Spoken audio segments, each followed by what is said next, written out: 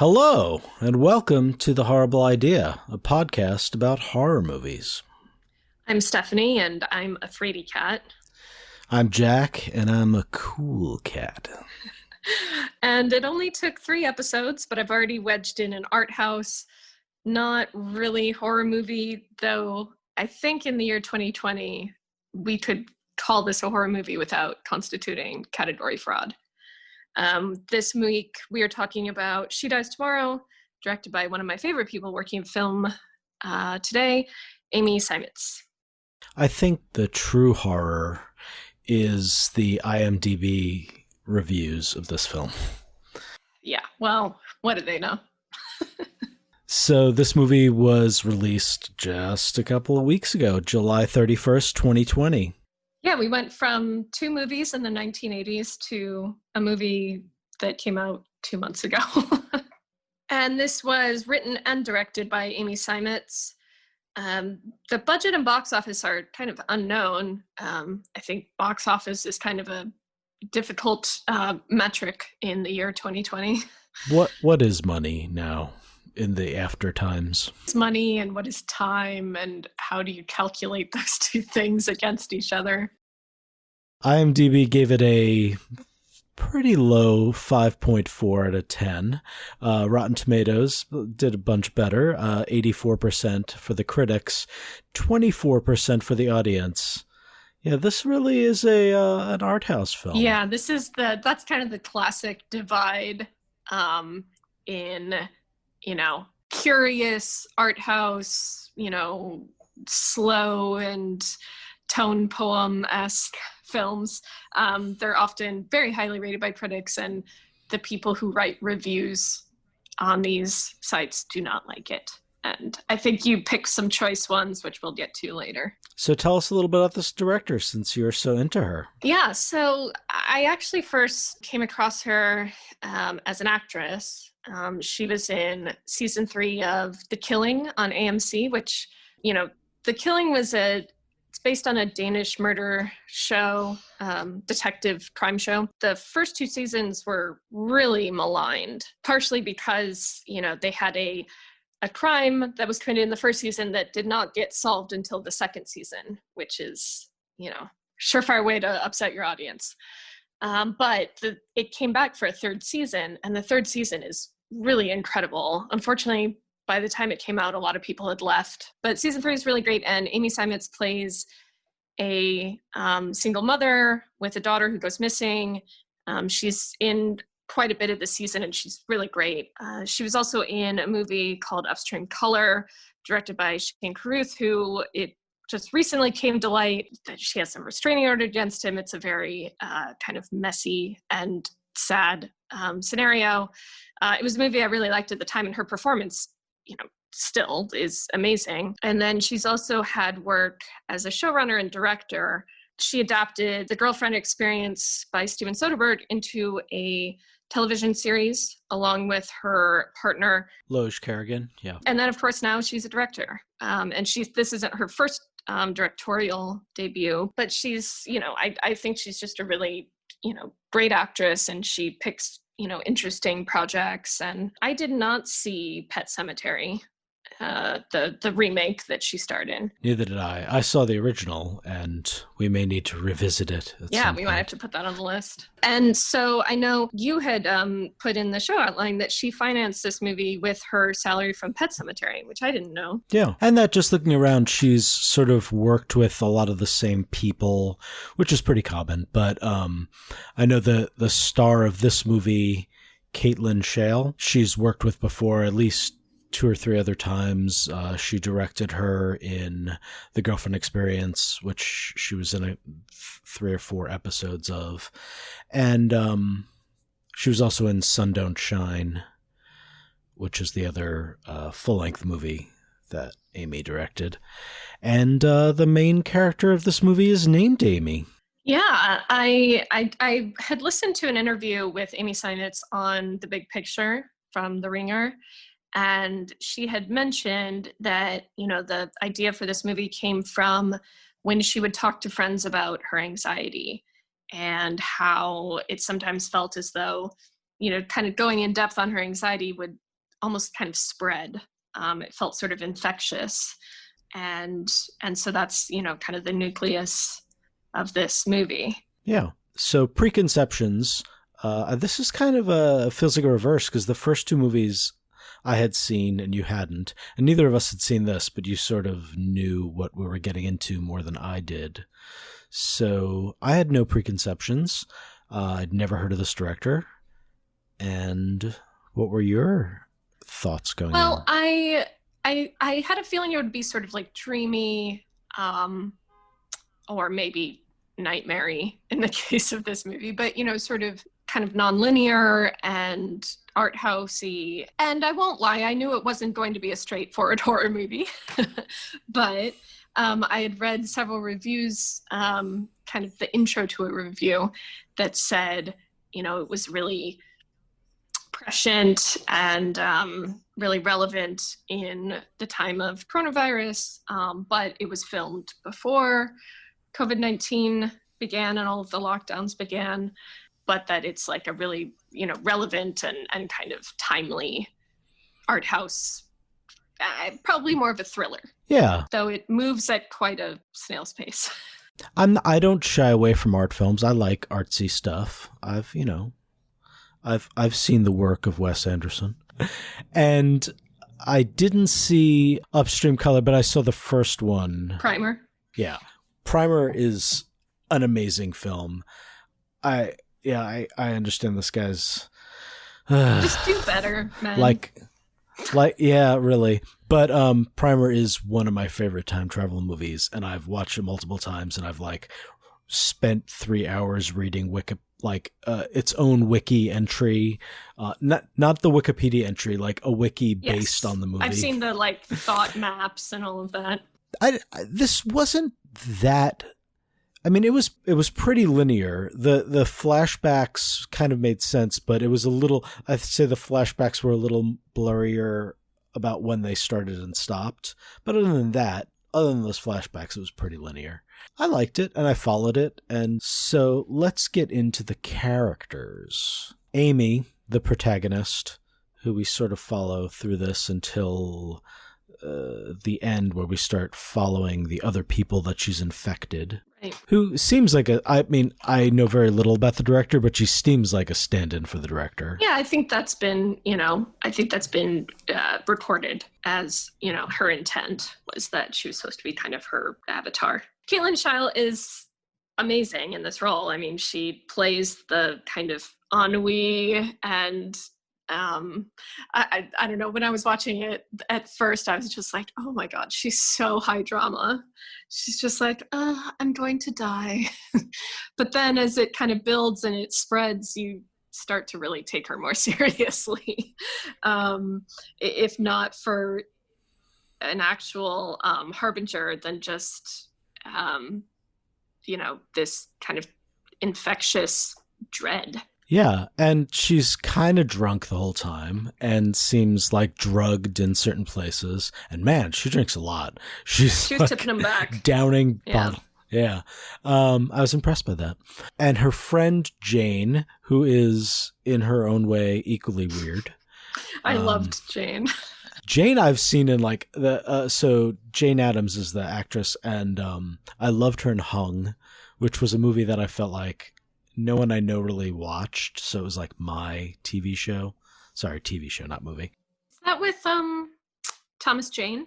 Oh, I need to watch that because I love Thomas Jane. Well, yeah, it's all about him and him having sex with people. He was in Twin Peaks: The Return, where she played sort of similar character. She was in lots of stuff, and I liked her in this. Who else stood out? Oh, Chris Messina, the Chris of my heart. Looking very yummy in this movie. I think he is my favorite Hollywood Chris. I mean, Chris Hemsworth is up there, but he's a little too, he's Thor. It's like, okay, I get it. And now he's got a fitness app. Chris Messina is like the guy who's always been there, always been hot, never let you down, and also seems less like godlike. So you feel like maybe you got a chance. Anyway, I was very excited when he came on screen. Who else do we have? Katie Aselton as Susan. It was a great performance by Katie Aselton, because I went from loving her to hating her to loving her to hating her, kind of over a course of like 10 minutes. So, kudos to her for putting so much different stuff into her performance, and the writing, of course. But I was also like, when she kind of freaks out because Jane is being dramatic at her birthday party, I was like, man, I feel you, Susan. There's always somebody who just comes over and tries to make it about them. I feel like I've been Susan in that I have watched like documentaries about something like dolphins and then gone to a party right after and been like, I need to tell you guys about this thing I just feel learned. like you've said that to me at a party about something. Yeah, definitely. Yeah, and then I liked Josh Lucas a lot. Oh, yeah. I like that his character is just Doc. And the turn he takes at the end is very interesting. And then Adam Wingard, that's actually my favorite character, the dune buggy guy, who's just this bearded sort of dude who's just like trying to help her. Is he the guy that's like, want to make out? She says you want to make out. Okay. And then they like make out for a second. He's like, no, this is not working. And he's a director, and he's directed a variety of things that everyone we've just mentioned has been in. So the other character that I really liked was Brian, who was played by Tunde Adabimpe. And he's great because he's just from the get-go over it. Just like over being at Susan's party, over his girlfriend Tilly. He has a pretty sad moment with his dad, but in general, he's just kind of like, he's not even pretending to be engaged in the dolphin conversation or, and there was that great kind of deadpan moment when I think it was Susan that was like, Tilly's so great. And Brian's just like, yeah, she is. And the look that is exchanged between him and Tilly at that moment is like, okay, yeah, we need to break up. That whole party was a trip. All right, but let's get to how we got to that party. Yes. So we start with Amy in her new house, and she's looking around, feeling all the wood. Very sort of like, it seemed like she was on mushrooms. Yeah, I totally thought she was on mushrooms when she was like laying on the floor feeling the wood. Because I don't know if you've done mushrooms, but when I get really into trees. The kind of psychedelic that really makes you be like, it's like the roots of our nature, man. But I think she was just drunk. So yeah, as well, she was drunk, and she was sort of realizing that she's going to die tomorrow. Yeah, and in the throes of existential dread. Right, so she calls her friend Jane. She acts all weird on the phone. She's asking Jane to come over. Jane says she has to go to her sister-in-law's birthday party. Amy starts searching for urns and leather jackets online. So I didn't get the turn there where I didn't get why she was looking at the leather jackets. And so I definitely laughed out loud when she went from the high drama search of her own urn to cute leather jackets. That's what I thought too. Yeah. Yeah, there's just a lot of little scenes of her like digging in the backyard. Like, yeah, and then starting a fire, and she starts a fire and she's like really into the log. It's a lot of that. I guess it's, it's sort of like, what are the things that you're going to like focus on and appreciate when you're like, oh, I'm dying tomorrow. Yeah, there's a lot of that. Mostly Amy's character. The other characters are just sort of like, I'm going to die tomorrow. Oh, shit. She's really sort of like, what am I going to do, with my last day? Yeah. So Jane comes over, sees that Amy is drinking. It kind of comes out that Amy is an alcoholic and maybe shouldn't be drinking. And that's like, I guess, the point where she infects Jane. And that's like the first infection that we sort of see. Yes. When Jane comes over and they have that little childish back and forth of, no, you're not. Yes, I am. No, you're not. Yes, I am. Right. But it goes on for quite a while. And also, sorry, we skipped over this. Before Jane comes over, I believe, is when Amy listens to Lacrimosa like 27 times in a row.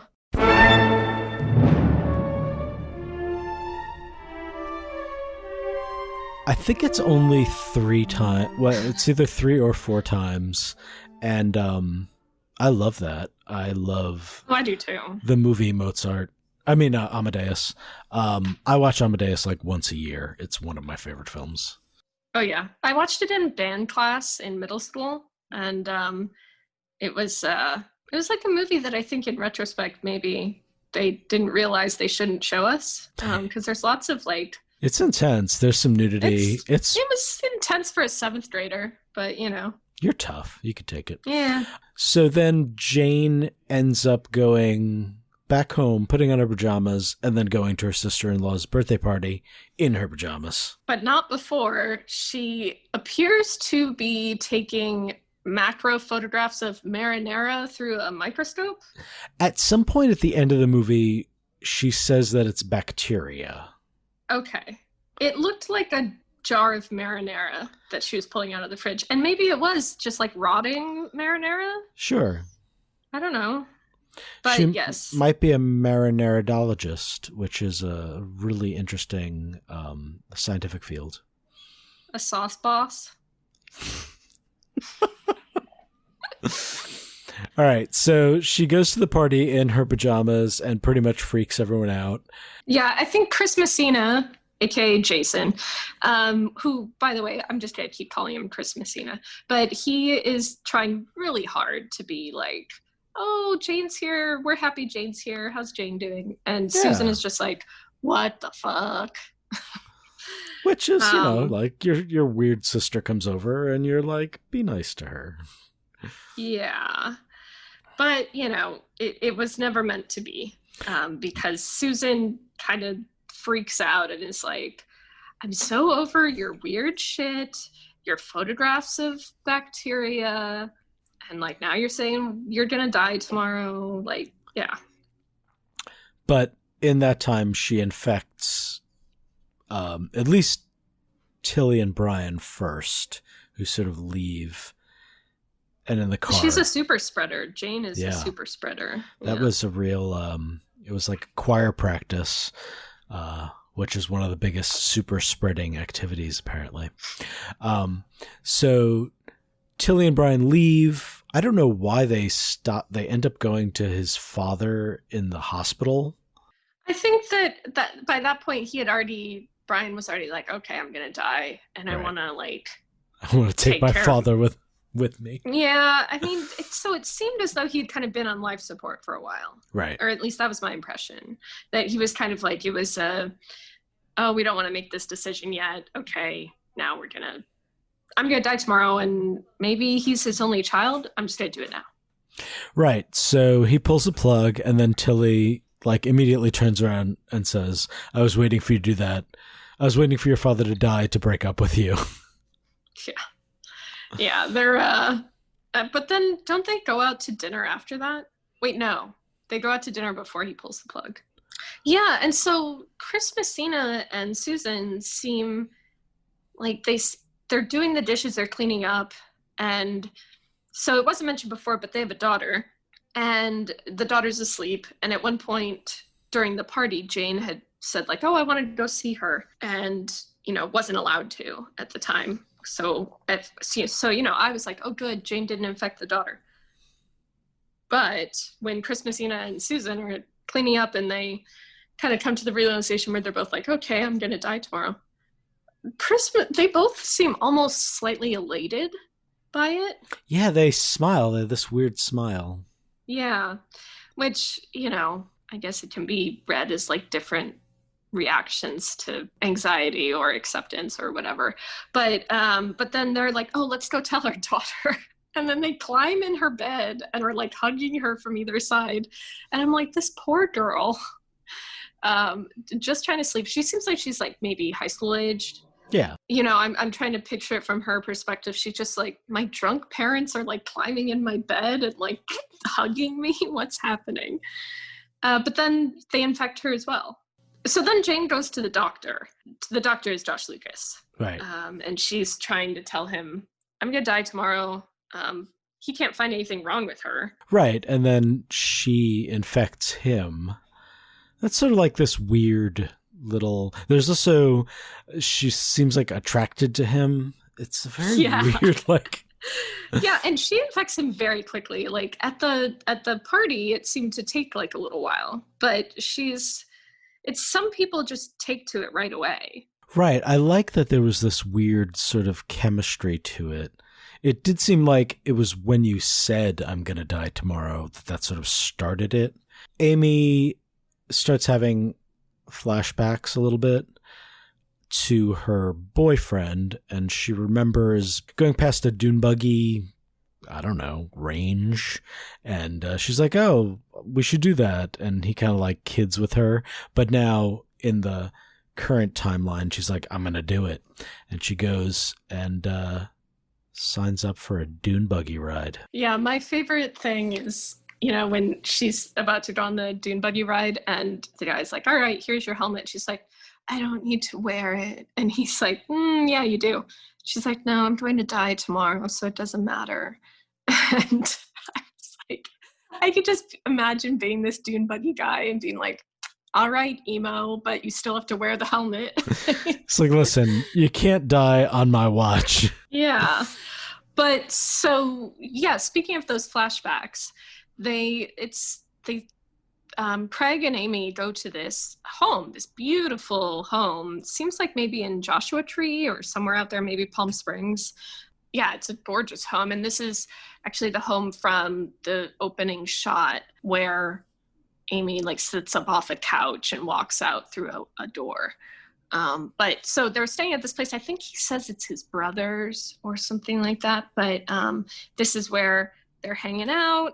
They have really awkward pillow talk where she talks about how she had an abortion and, very sexy times. And then they are playing, I think at the desert house, they're playing Go Fish. Right. And they get pizza delivered. Yes. And so at least in the narrative of this film, in what we see, it seems as though the pizza guy is patient zero. Yeah, or at least patient zero in the movie. Like, yes, the narrative that, yeah. Yeah. We don't see anyone before him. He's the first on-screen person that kind of, it appears he says something to Craig, because Craig stands at the doorway for a long time and right. comes back changed. Yeah. Then we go back to the dune buggy ride, which is, have you ever been dune buggy riding? I've been in a dune buggy, but not on a dune. We had Is it just a buggy then? I mean, so it's just kind of like it's kind of like a go-kart, I guess, but we had one when I was a kid and I would just drive it around. I grew up in Michigan in a very small town. And so I would just drive around our neighborhood. It's just like a big loop and it had like the roll cage on top and everything. So it was like a dune buggy. It was buggy compatible. It was like, yeah. So, and it's fun as hell. I'll say that. So that would probably be on my list. But I grew up in Queens and we used to ride the bus around, which was also really fun. Or like the Q train. I don't know what train goes out there. I lived off the 7, which I don't recommend taking. So then we go to another happy flashback and we sort of realize Craig has committed suicide. So that's fun. Craig has a really great timeline in this movie. Which kind of made me think, because he's the only person that we see go to the next day. Yeah. So maybe that's kind of what happens to everyone, or I don't know. Because he's like... Yeah, he's the only person that actually dies. Tomorrow. Or is shown dying, yeah. Right. Oh, yeah, and there's the makeout session that happens. There's doomed makeout session. Yeah. There is a lot of, like, sort of awkward romantic stuff that stops abruptly a few times throughout the movie, which is interesting. Yes. Well, I mean, if we're thinking of this as a meditation on anxiety, depression, etc., those are not things that makes, sexy time very sexy. So it's true. Or it can make weird, like, sexual impulses that are like chaotic. And yes. After that, we go back to Jason and Susan and their whole daughter weirdness. And then Jane looks at more of her fungus or bacteria or whatever it is, and then she cuts herself on glass. Yes, so when this happened, I didn't, in that shot where they showed the microscope and the blood and everything, and we haven't mentioned it, but it seems like at the point of realization or infection or whatever, you get these strobes of light.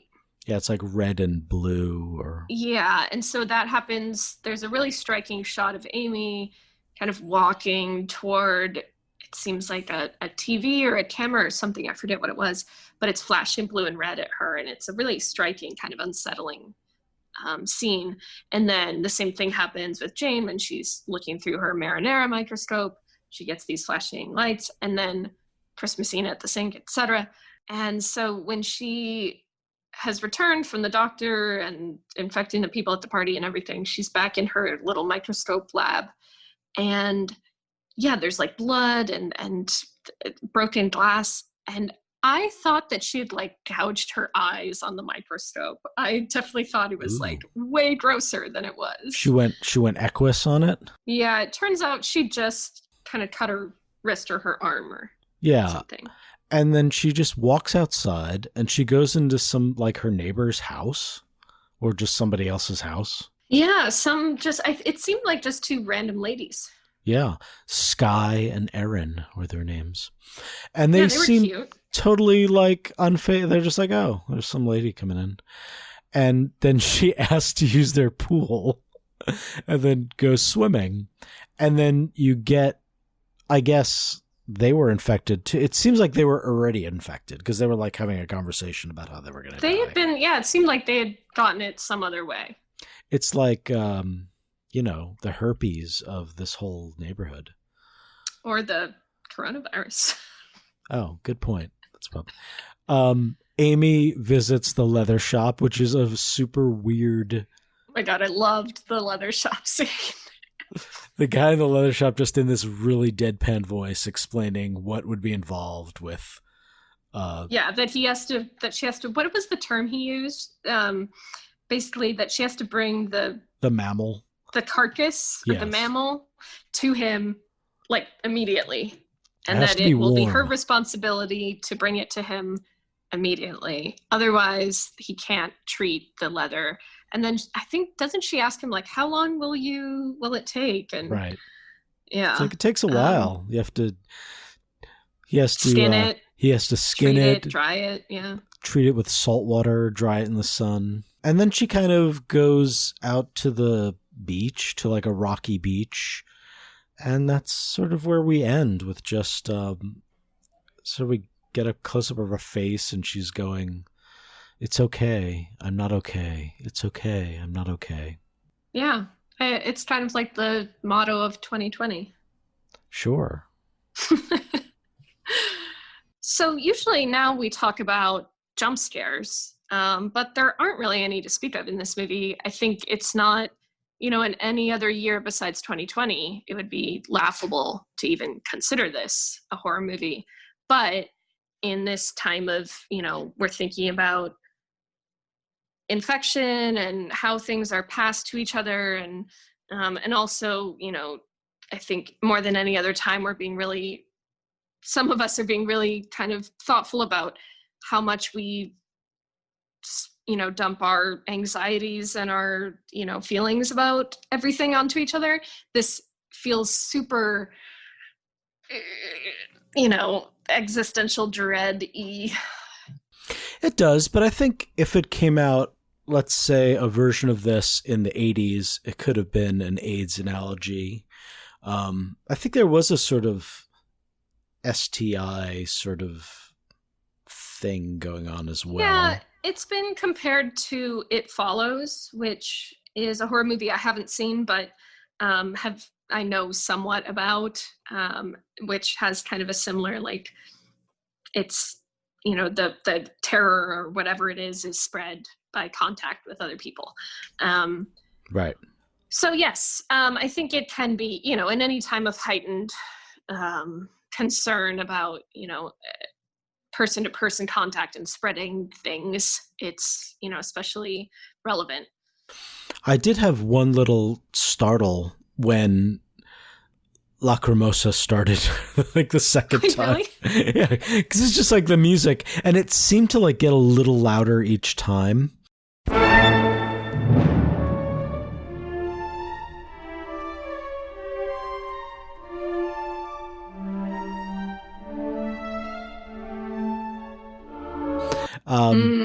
But I liked it.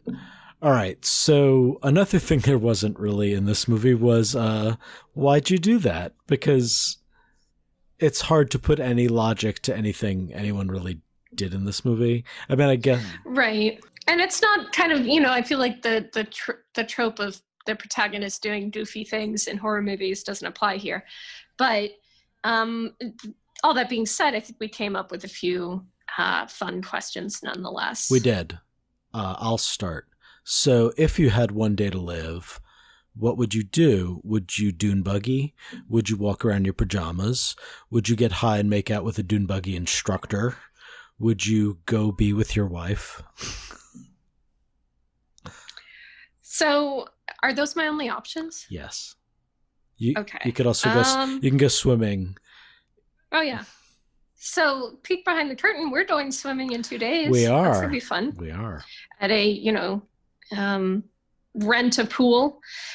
So of this list, definitely the dune buggy. That seems super fun. And yeah, especially when like you're not concerned about, hurting yourself or, real bad injury. It's like, yeah, why the hell not? I'd probably, if I can move outside of the list, I'd probably like skydive or do something crazy like that. I'd definitely do some sort of death-defying stunt or, dangerous little adventure. What about you? I'd make out with a dune buggy instructor. Obvi. Really? Obvi. Just, I've never really felt a beard in that way. And so it's, try new things. It's overrated, but it has to be a certain length. If it's too short, it's bad. Because then it just kind of gives you road rash on your face. Wow. But all right. You go.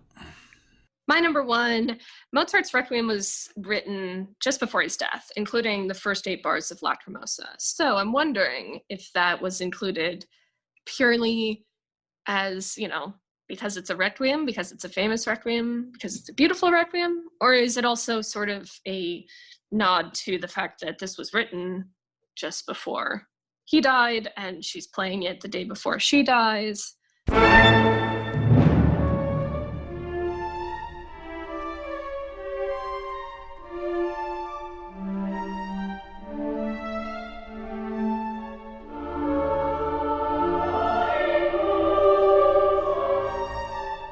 I think it's both. I'm curious how much thought went into that. I'm guessing because of this film, a lot of thought went into everything.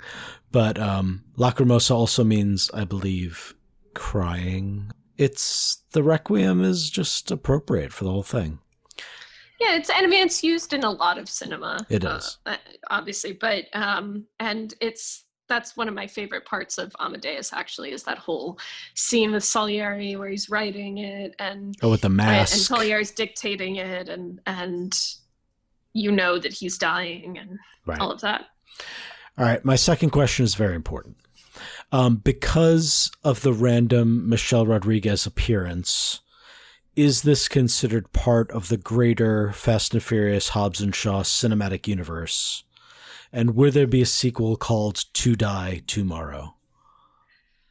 I would love that. I'm a big fan. I'm a big fan of Michelle Rodriguez in general, but also I would say I'm even a bigger fan of the extended Fast and Furious universe. Sure. Like Hobbs and Shaw. I loved Hobbs and Shaw a lot. Fast and Furious, they're going to space.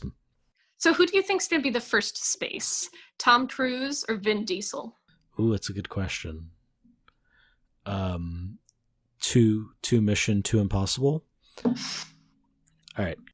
A crossover event. I don't know. They're both like short actors that don't want anyone to know they're short. Oh, interesting. So there's a lot of potential there. All right. Your next question. So my number 2 is Craig patient zero? Her Amy's erstwhile boyfriend. Is the pizza guy patient zero? Do we see patient zero? So this movie reminded me in a lot of ways of Contagion, which is a Steven Soderbergh joint. Sure. And, relevant because Amy Seimetz worked with Steven Soderbergh on adapting his girlfriend experience, etc. So in Contagion, you see patient zero. It's, it's basically the cook that shakes hands with Gwyneth Paltrow. Spoiler alert. But yeah, I don't know. I think Pizza Guy is, within the narrative of this film, the first infection we see. But it could have also been someone who infected Michelle Rodriguez. Hard to say. Right. Like that inclusion of the neighbors having it makes it seem like this is like a widespread thing, or wider spread than we originally are led to believe. My next question is, have you considered making your flesh into a jacket when you die? And would you wear clothing made of a human pelt? I feel like it's a yes for that second one. Yes, I would wear a human pelt clothing as long as it was ethically sourced. Cruelty free. Yeah, as long as it was cruelty free, and because I'm also kind of a fan of the return to earth thing. I think using every part of the human is honoring them. No, I want everyone to eat me when I die in a Egyptian and or stranger in a strange land way. All right, your last question. My last question, which we reviewed a little bit, but was Jane photographing marinara? I know that they said at one point it was bacteria, but it looked like a fridge of little jars of marinara. It looked more like gelatiny, yeah, ectoplasm or something. Yeah, I mean, maybe it was, and then at one point I was like, oh, is it blood? It may have been plasma, yeah. Yeah, or I don't know. I mean, there was a pretty big jar of it, Interesting, though. I mean, it's an interesting little art form. I like the ones that were blown up on Chris Messina's wall, even though Susan kind of made fun of it, but I thought they were cool. Agree to disagree. Final reaction. Okay, so in my final reaction, I would say I like this movie. It's very high drama, and it's kind of just a creeping existential dread, not horror. So, as I said, we're only on our 3rd episode. I've already slipped in a non-horror movie, but I liked it. I'm also biased just because I love Amy Seimetz. I love that she's doing, such interesting work. She's making great career choices. She's a woman in Hollywood that, is hiring other women. And I did have a quick quote from a review by Jordan Searles, who is a writer for Fishnet Cinema. She's a host of the Bad Romance podcast. And just to kind of provide a critic's eye on this film, she said, She Dies Tomorrow is a crowning achievement of cinematic self-reflection. Astonishingly, Seimetz has been able to encapsulate the rawest part of the human experience in a brisk 84 minutes. One can only aspire to create work with that much meaning. Check out Jordan's criticism. She's really great.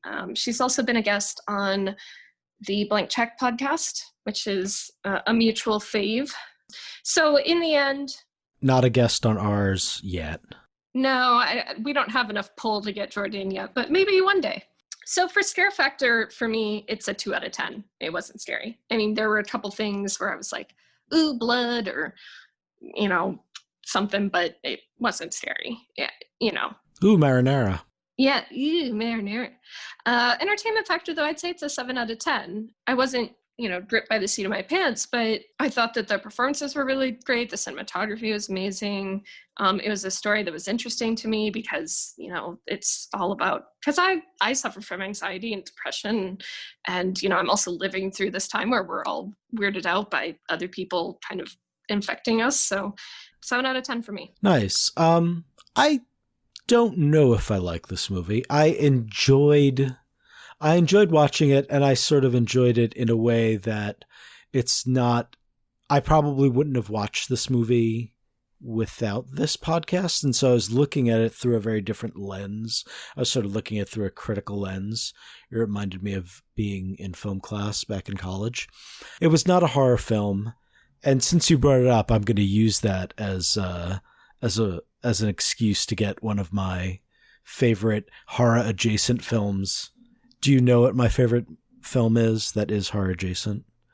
I mean, if you're going to say Silence of the Lambs, that's my favorite film. So. I'm not. No, okay. It's Ghostbusters. Oh boy. All right. The most artistically successful film of all time. I haven't seen that since I was a small child, so I'll watch it. So I'm going to read some IMDb reviews. Since you read a review, I will read some as well. Clickbait writes, 15 minutes into it, and I'm totally bored and falling asleep. I should have read these reviews first.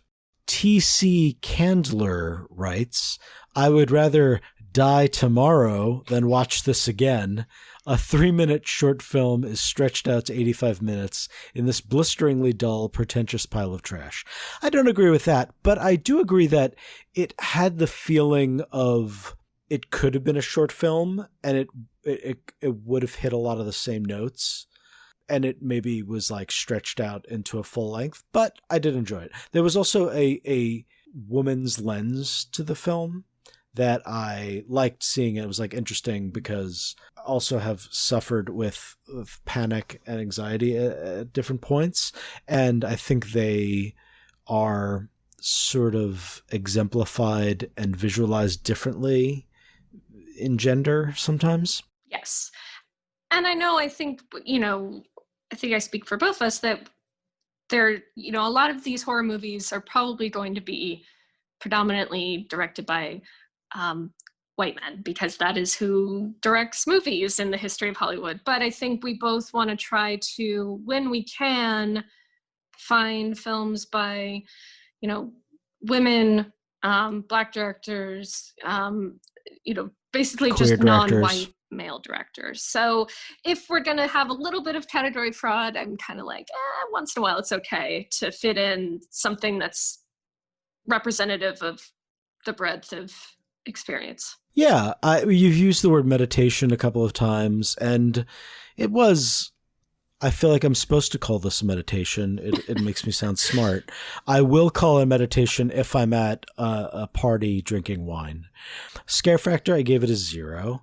Entertainment factor, I gave it a 5. I gave it a 5. Pretty good score. Nothing to wag your finger at. All right, so next episode, we are going in a very different direction. Oh boy. With the 1974 classic indie slasher film. Once again, going back to the Tobe Hooper. Tobe Hooper's Texas Chainsaw Massacre, the original, the one and only. Oh boy. So I did choose this one out of I think there were 3 movies on offer, and I picked this one, so gulp. But we're doing it. Texas Chainsaw Massacre next week. This is one I remember. I know I've seen it, but I remember it the least of the ones I've seen. So. I know a few things, but I haven't watched a single minute of this film, so it'll be a very new adventure for me. Well, the great thing about that film is it's on the tin. You know what you're getting into. There's going to be a chainsaw. Yes. It's going to take place in Texas, and there will be a massacre. Yeah, who will survive? So in the meantime, follow us on Instagram at The Horrible Idea, on Twitter at HorriblePod, and rate and review us on Apple Podcasts.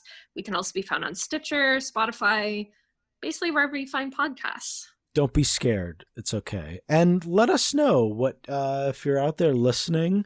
We're pretty new. We want to hear what you like and what you don't like, unless what you don't like is me, and then I don't care. More of what you like or what you'd like more of. Maybe that's the good one. Movie recommendations. Yes, we're open to movie recommendations. We've got a big spreadsheet, but it has room to grow. Especially, I would say, if you have recommendations for horror movies directed by women, directed by people of color, starring not just a bunch of white co-eds. Um, so any kind of diverse horror films that you particularly like or want to hear us talk about. All right. We'll see you next time.